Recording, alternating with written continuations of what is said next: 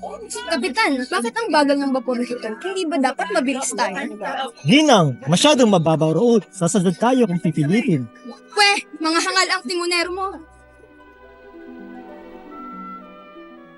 Diyang mabagal ang pangikot ng bayang ito.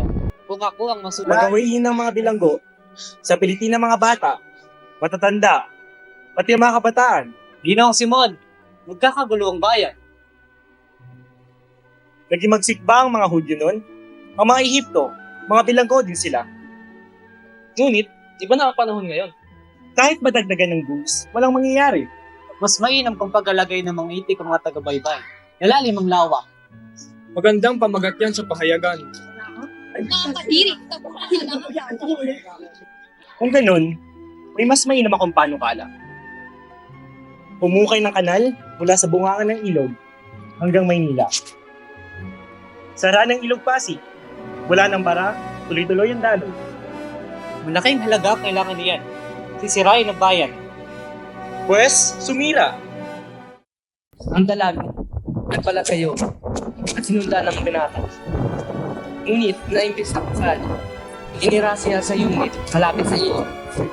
Ikbuhon sila ng muway hanggang sa tayo namatay. Kahanga-hanga, dapat na isusulat ang ganyang alamat. Okay, ano ka dadali ko sa iyo?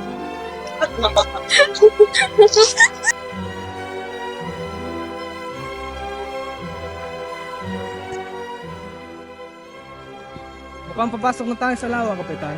Naalala ko, 13 taon na ang nakakaraan, may isang filibustero daw dito. Rivera, Navarra o Ibarra. Ibara ang pangalan yun. Tingnan mo ang kaagyan ng lawa.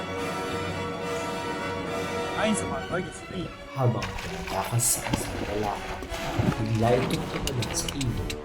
Sa tuwing lilitaw ang ilog, agad siyang pinaulanan ng bala. Hanggang sa tubig ay naging kulay dugo at hindi na siya muling nakita.